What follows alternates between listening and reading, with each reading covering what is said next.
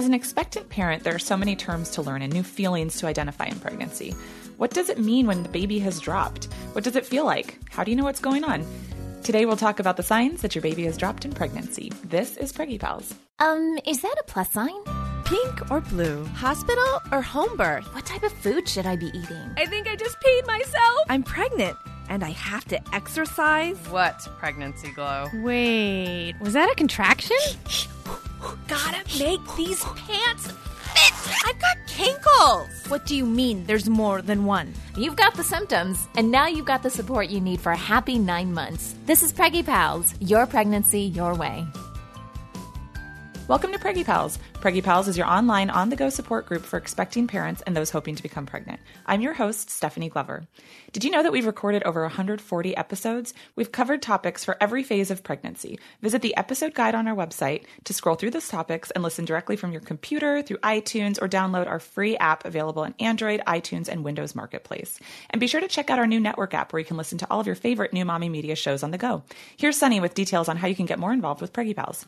All right. So hi, everybody. We're so glad that you're with us today. And we believe that Preggy Pals is your show. We want you to get involved with the show as much as you feel comfortable doing so. So you obviously can be on the show. You can be a mom that participates in the conversation. But if that's a little bit too much for you, one thing I would recommend that you do is you join our Facebook group.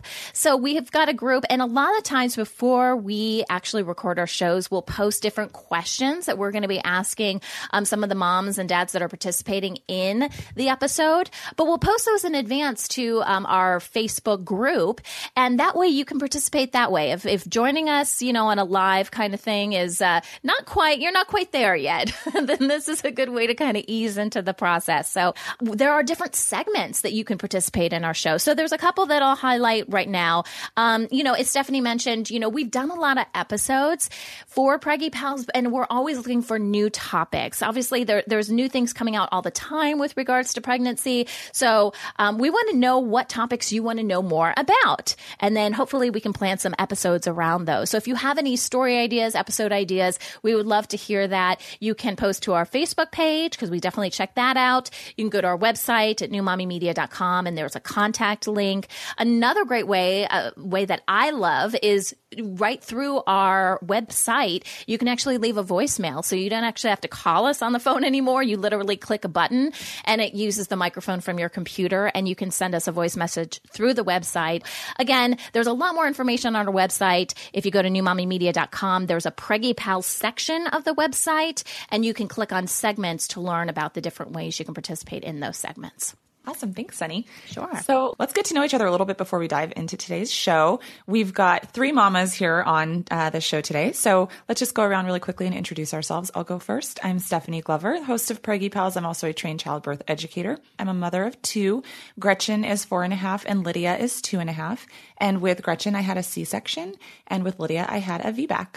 Sunny? Yeah, so I'm Sunny, and I own New Mommy Media, which produces Preggy Pals, as well as a bunch of other podcasts that you guys might be interested in. And I have 4 kids. My oldest is 5, a boy, and I have a 4-year-old boy. And then I have twin girls who are 2.5, so I have 2 and 2. And my first son was a vaginal birth, but I had a bunch of complications, which resulted in all my other babies being born via cesarean. And I have a little bit of experience with babies dropping, I think at least with my first. It was kind of hard with the second too because they were delivered early. But we can talk about that a little bit more later.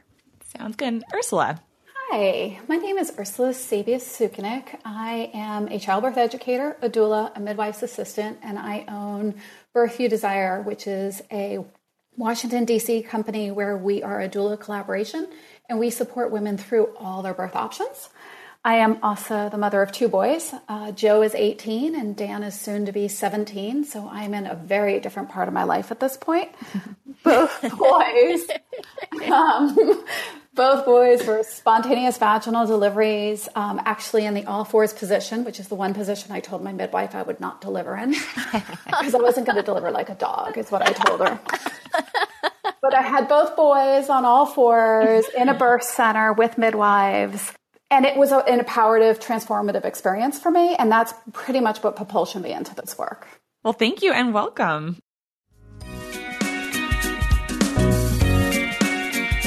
All right, so before we kick off our conversation today about babies dropping in pregnancy, I want to clarify that, not dropping your baby. It's a totally different topic. So we're going to talk about a news headline. And I saw this came across my news feed. You know, I do all the Google alerts and I look for, you know, really interesting pregnancy headlines. And I couldn't pass this one up, you guys. So this says, Bluetooth-enabled pregnancy test hits shelves. Now, I am all for electronics, right? I mean, we do this podcast and I feel like my phone is glued to me at the hip and I download apps and all this kind of stuff all the time. That's just a way of life for me. So this definitely caught my eye.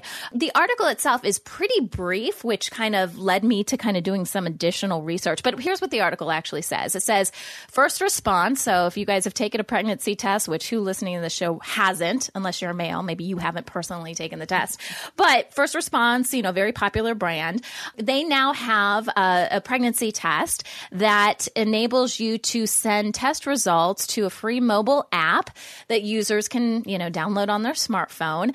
And it retails, it says, between $15, $22. So while you're waiting for those results, you can use the different features of the app. There's fitness tips on there, pregnancy-related stuff on fetal development, and more. So that's really all the article said. So I'm like, well, I got to learn more about this app. So then I went over to iTunes, and First Response does have their own app. And I have to be honest, you know, this isn't an app review. So I didn't download the app and do a bunch of research on, usability and all that kind of stuff. But from what it's saying, it has a lot of the basic information that I think a lot of pregnancy apps would have. So anyways, just kind of wanted to get, everyone's perspective on this.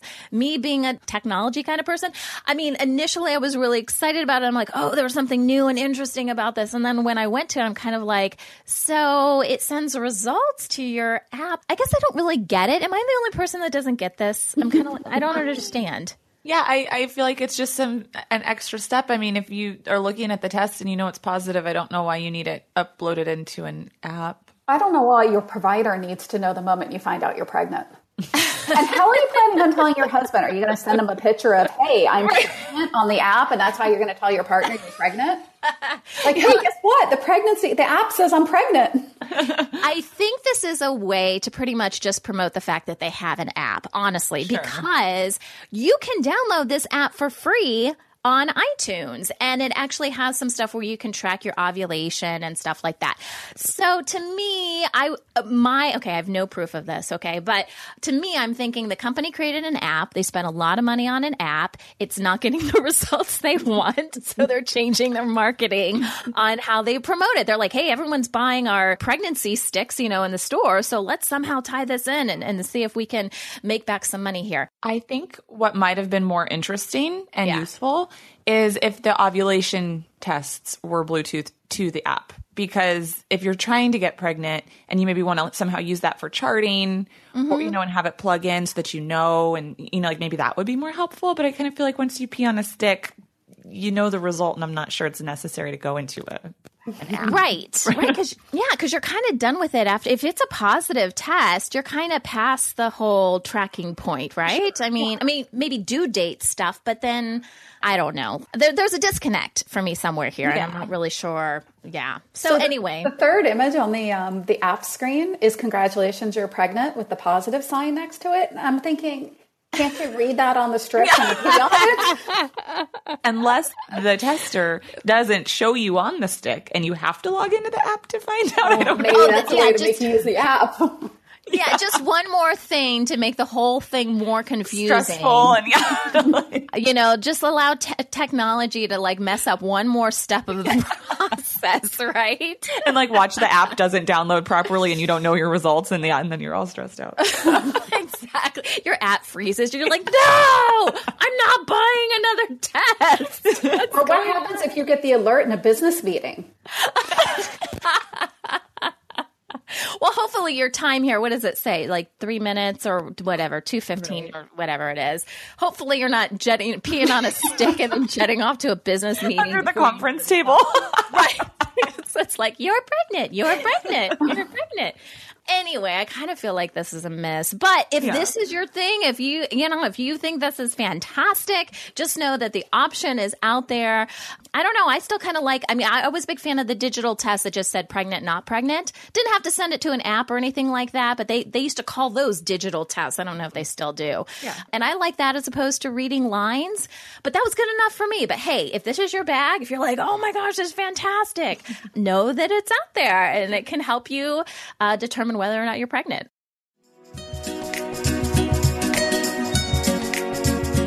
Today on Preggy Pals, we're chatting with Ursula Sabia-Sukenik, owner of Birth You Desire in the Washington, D.C. metro area. Ursula is a childbirth educator and birth doula. As a childbirth educator, she's worked with over 1,500 couples, and as a birth doula and midwife assistant, she's attended almost 1,000 births. So quite the impressive resume there. So welcome to Preggy Pals, Ursula. Thank you. So first of all, what does it mean when a baby drops in pregnancy? So drops is one of those sort of tricky things because people talk about baby dropping without really knowing what that means. So the technical definition means that the baby's head has entered the brim of the pelvis, meaning that the baby has started the engagement process. What dropping really means is the sensation, which is a little different. So it's a word that's constantly misused.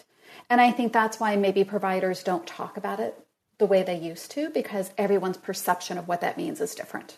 And so you mentioned the word engagement as being maybe another term for dropping. Are there any other terms, or can you maybe better define? So you said it's when they settle more into the pelvic area. Correct. If you think of the baby in a swimming pool, the bag of waters is this big old swimming pool, and the baby's, playing around in there. And as they get bigger and bigger, the swimming pool reduces to a backyard swimming pool, and then it becomes a hot tub, and the baby has less and less space. And when that happens, ultimately, most babies at some point will fall or drop into the pelvis. So that's technically engagement in the midwifery books, but it's also called lightning. Yes, I've heard that term before too. Yeah. So I know that for first-time moms or even second-time moms who are maybe like doing more reading in their second pregnancy, all these terms can get sort of confusing. So I think it's helpful to sort of debunk it and show how they are all related.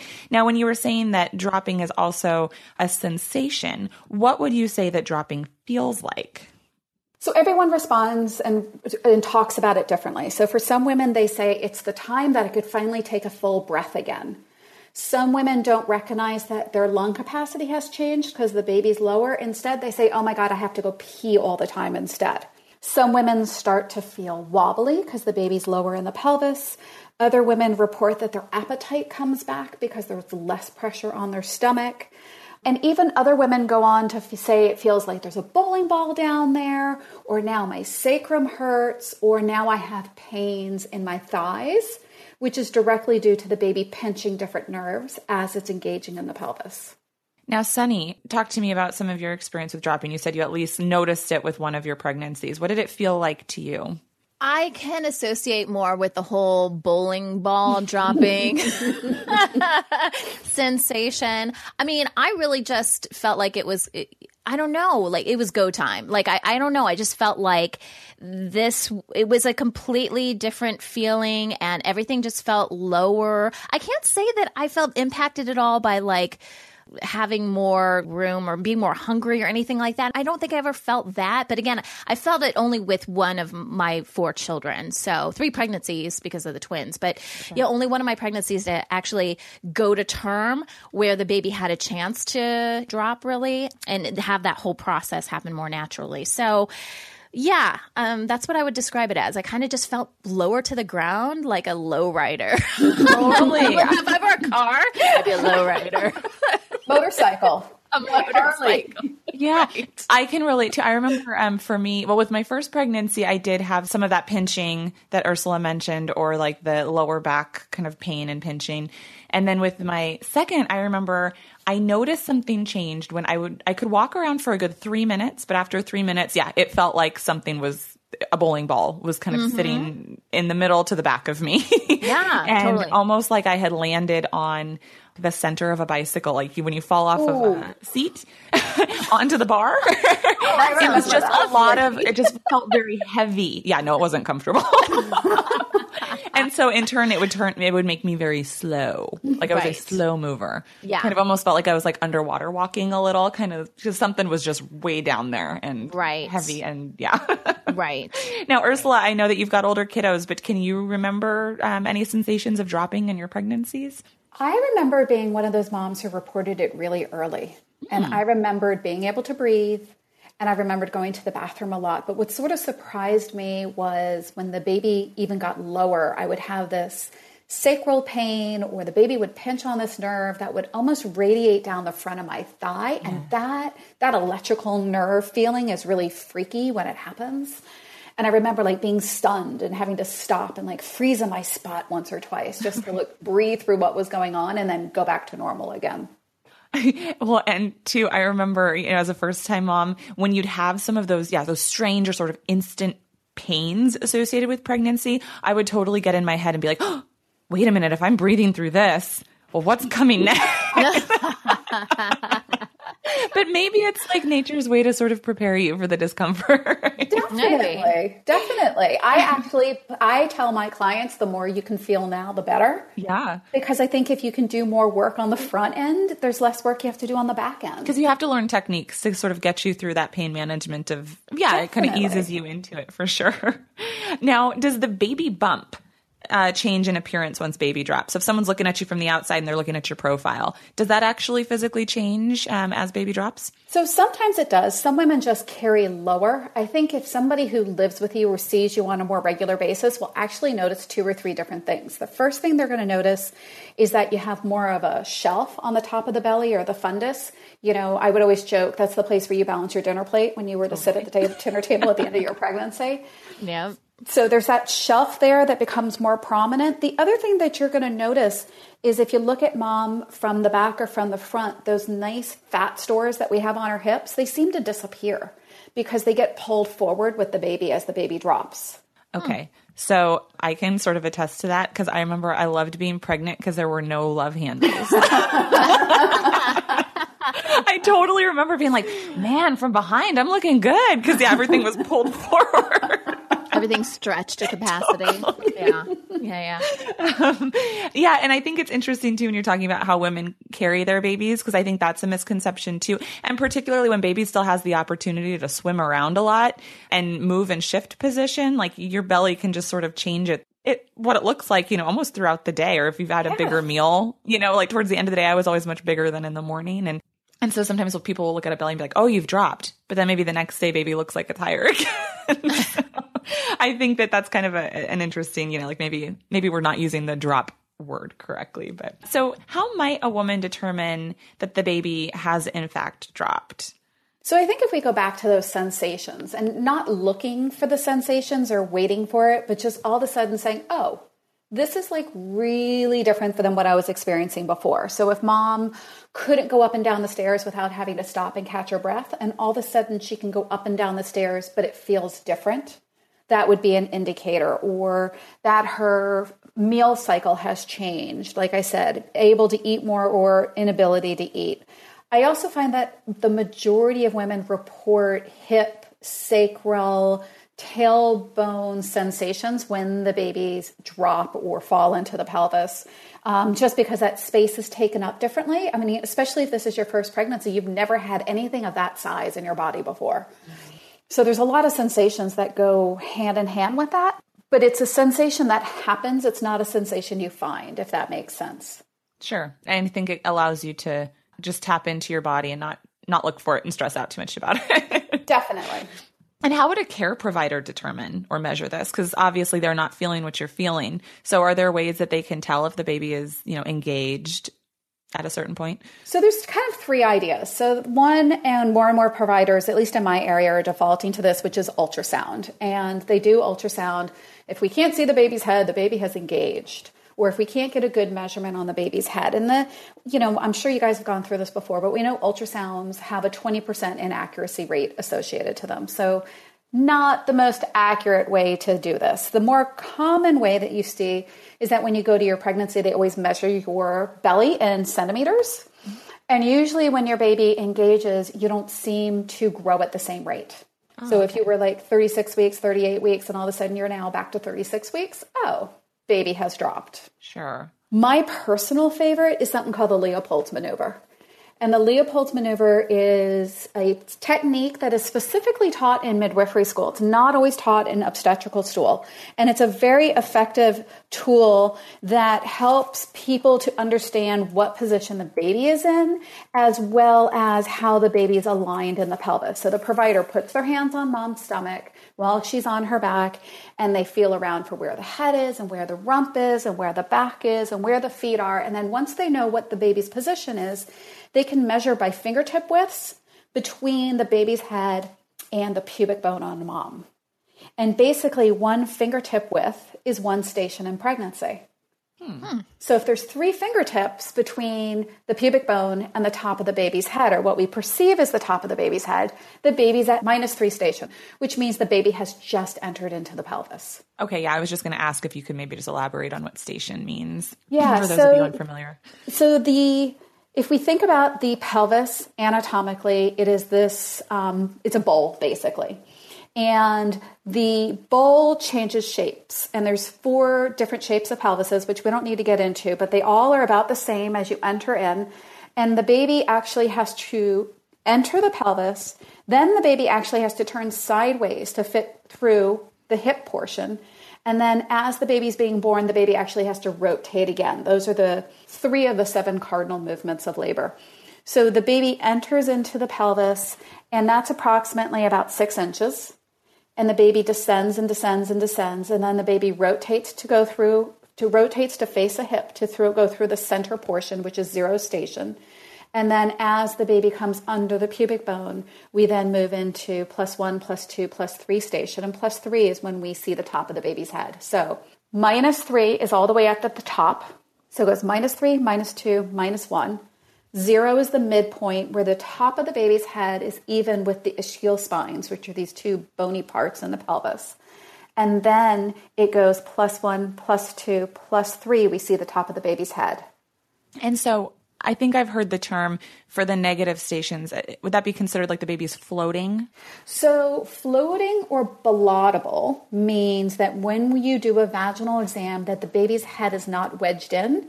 And if we were to poke the baby's head with our fingers, the baby bounces in the pelvis. Let's not poke at the baby. The visual on this. Yeah. Well, it's the best visual I've got for you. No, it makes sense. Yeah. You don't think of a baby being able to bounce in that position, though. And the baby really can wiggle and bounce in there. So if the baby's not locked into place, the baby is still floating or ballotable. Now, did either of you have any conversations with your providers, probably, mid to late pregnancy, about baby dropping? Was this ever a conversation?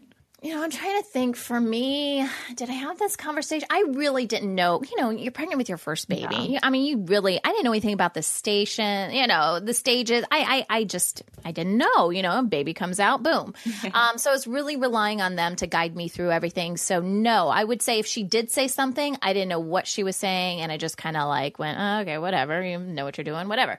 But I did know a little bit more with my second son. And what I really remember about that was that it was a planned cesarean, and due to my complications from my first birth, and there was no other way to do it, we had to do a cesarean. And so I remember her saying to me, oh yeah, he's nowhere near dropping. And this was the day she was just checking me out right before surgery. Sure. And I just remember her saying that because I was so disappointed. First of all, I was just so disappointed that I had to have this planned cesarean. I had such a good vaginal birth with the first one. I had a lot of complications, but I didn't realize that I was having complications until after everything was over. So the actual birth experience was really great for me with my first. And I really wanted to have that with all my other children. So I was already upset about the whole cesarean thing. And I kind of felt like when my son came out, my second son after the C-section, I felt like he wasn't quite done. He needed to cook a little bit longer. He came out at 38 weeks. And I was like, I just don't feel like he just didn't have some of the same things that my first son had. And so when she said he hadn't even dropped, I was just kind of like, this is too soon. This is too soon. So that's what I remember. Yeah. And Ursula, do you remember having conversations with your care providers while you were still pregnant, about baby dropping? So I actually did. So I had a couple of different things that happened. I was a high-risk pregnancy for both pregnancies. So I was under a lot of fetal monitoring. and ultrasounds almost, weekly or bi-weekly. So it was I had that confirmation when the baby dropped because we saw it on the ultrasound. We had that confirmation. And I did a really good job educating myself, actually, which is probably why I became a childbirth educator. But there was so much other stuff going on, like renovating the master bedroom and trying to buy baby stuff and figuring out how to install the car seat, that it really wasn't foremost in my mind at that moment. And kind of like Sunny, my children were born at 37 weeks. So I may not have been able to experience everything that everybody else did. Sure. Yeah, I don't remember really talking about, certainly not stations or engagement, I don't think, in pregnancy. I think it really both times came up more in childbirth, where they, because when they're checking the dilation and then they'll tell you the station and all of that. So yeah, I don't remember having a lot of conversation with my providers while I was pregnant about it. So as a doula, I have to say that's like that's the hardest thing for me, because if I know what station the baby's at, I can have a better idea of how the birth might play out. Because if the baby can't enter the pelvis, the baby can't come out of the pelvis. Right. So I'm less concerned, as a doula, I'm less concerned about the dilation and the effacement numbers. I'm more concerned about what station the baby's at. And if I've got a baby that's low in the pelvis and mom's reporting all these sensations, I get excited because I know things are going to work out. So my perception's a little different as a birth worker. Well, and I want to talk about this. Actually, I have some questions pertaining to that in just a minute, but we're going to take our first break. So when we come back, we'll go over when babies typically drop in pregnancy and what that means for labor. So we'll be right back. Welcome back. Today we're talking about signs that your baby has dropped during pregnancy. Joining us today is childbirth educator and doula Ursula Sabia-Sukenik. So we were just talking about baby being engaged and what that can mean for labor. And, as a doula, you like to kind of know this to see how you can assist a woman in making her childbirth what she wants it to be. So if say a baby is sunny side up or posterior, will they drop the same way? And will the signs of dropping be the same? They do drop the same way depending on the proportion between baby and mom's pelvis. So baby's head and mom's pelvis. If we have a large baby with a large head and we have a small woman, no, she's probably not going to drop the same way or report sensations the same way. But for the vast majority of women, yes.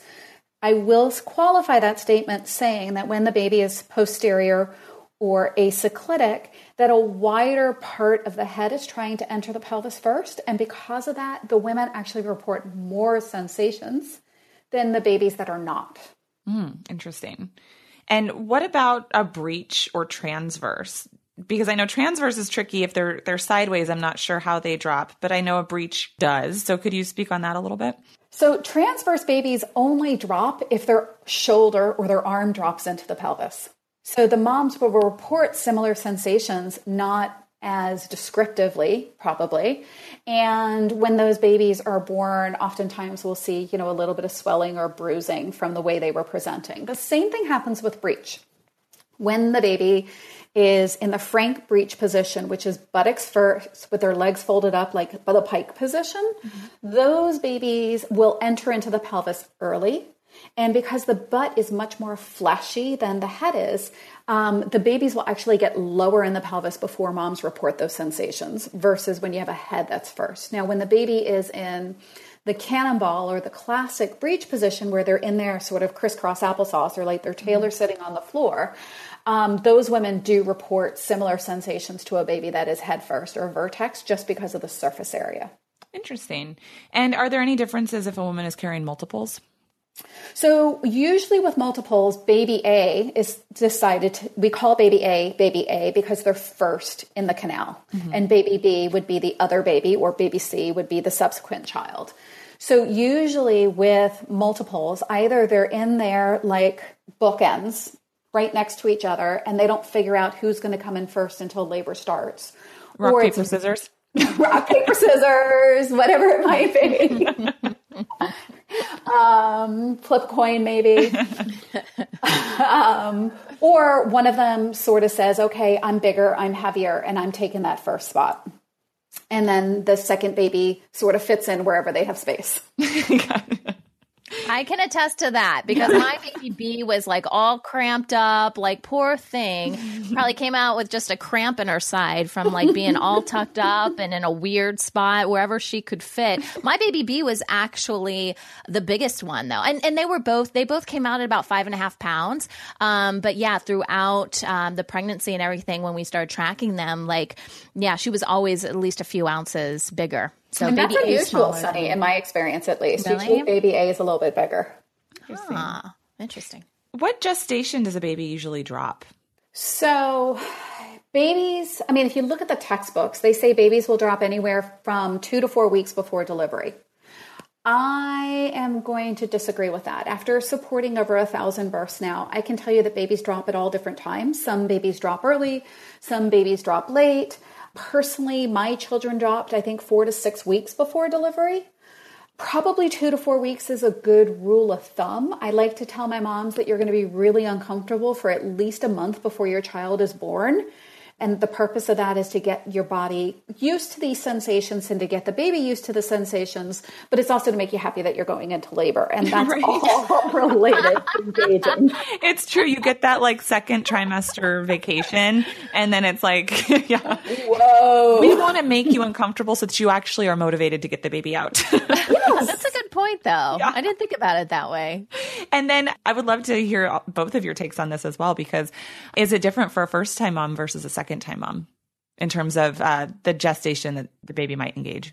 Sunny? Jeez, I don't really know. Well, you're not sure because yeah, you had because the planned cesarean, yeah. Right. But I will say that I definitely, and maybe this would or wouldn't have happened with subsequent babies, but with my first, I know he didn't drop until the very end. Like I think I had an appointment made. I actually had a scheduled appointment the day I naturally went into labor.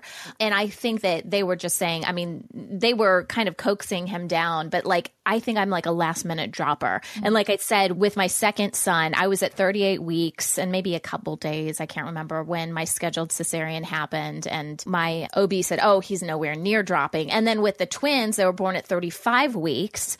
And actually, they did have a planned cesarean, but not until 38 weeks.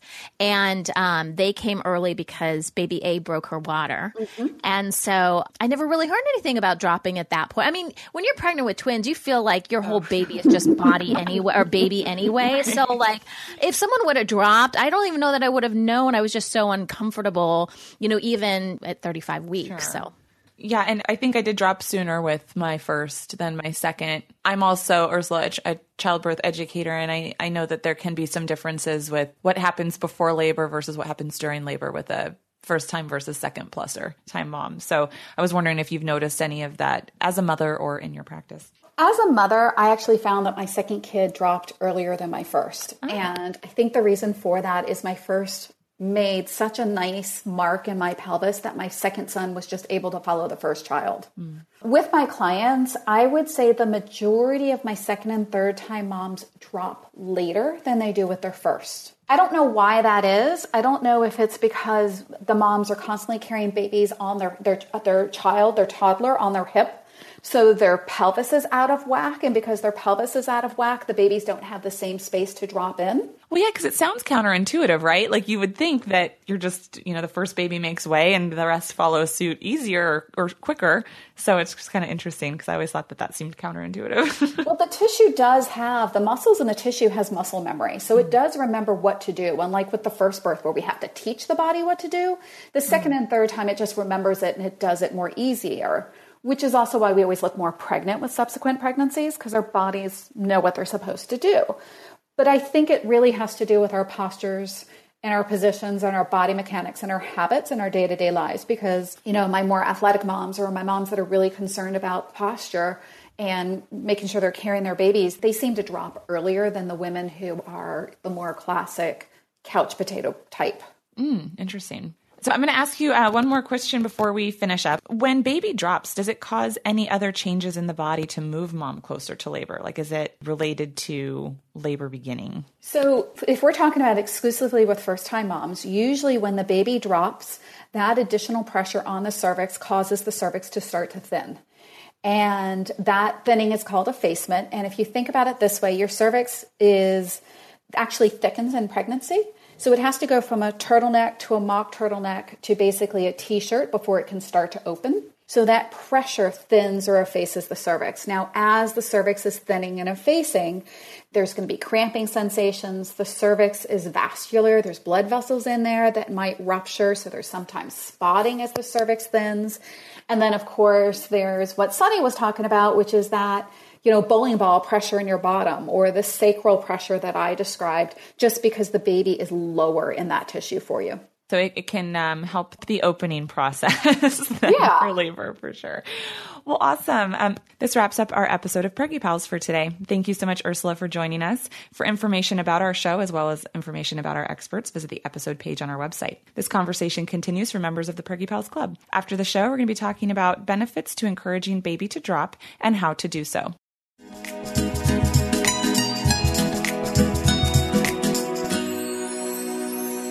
Okay, so before we wrap up our show, we have, I was telling you guys at the beginning of the show, we have all these segments that you can participate in. And so one of them is called Pregnancy Oops, and it's where you share kind of the funny things that have happened to you during your pregnancy. And so this comes from one of our listeners, Sarah.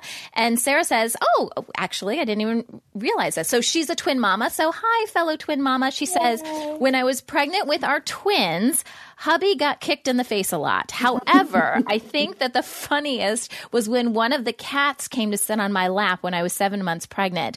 One of the babies, kicked hard and hit her square in the jaw. She couldn't figure out what happened, so she settled back down in my lap, only facing the other direction. So the other twin kicked her directly in the eye.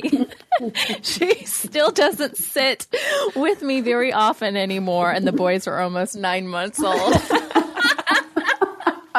Poor cat. Aw, cats just want to sit on your lap, and the poor babies are kicking her no matter where she goes. I wonder what their relationship or the baby's relationship is to the cat now. Yeah, the cat probably stays pretty far away, especially, they're getting that toddler, age. I'm sure she's not around too much. I have a similar story, except for it's with my husband.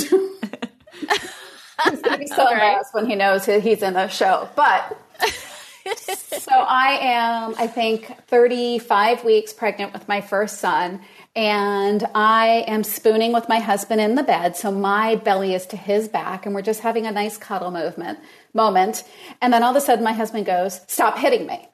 And I go, "I'm not hitting you." And then he turns around and goes, "Seriously, that was my kidney. Stop it." And I said, "Not me. It's not me, dude. I'm not doing it." And he goes, "Would you just grow up and stop doing it? It's not funny."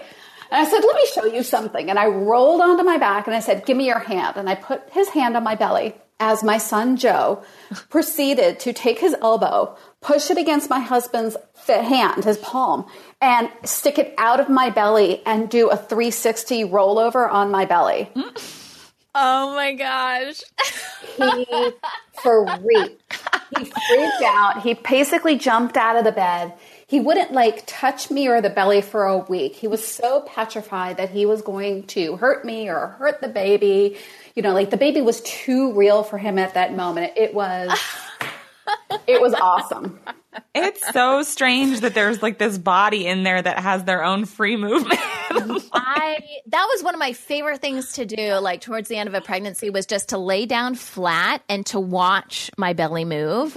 I thought that was the coolest thing ever. It kind of gives me you guys remember the movie Alien? Yes. You know how you're kind of waiting for something to just jump out of your belly.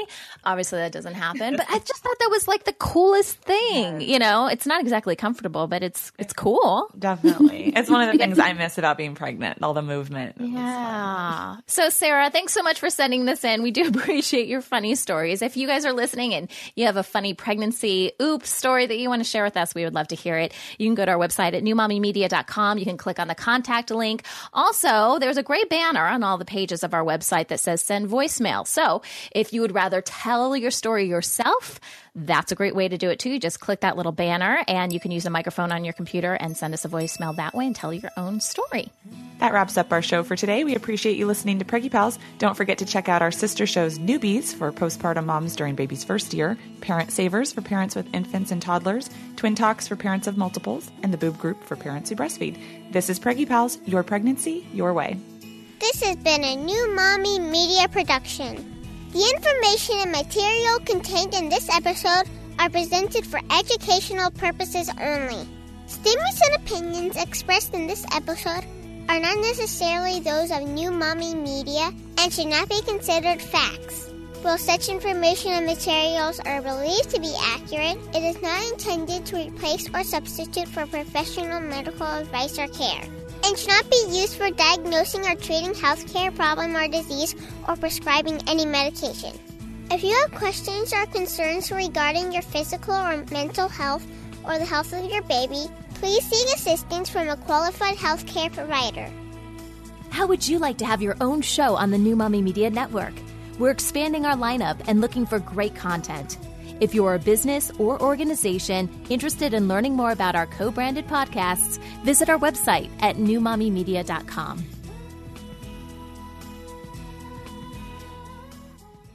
Hey mamas, don't forget to check out Mighty Moms. It's our online community built for new moms just like you.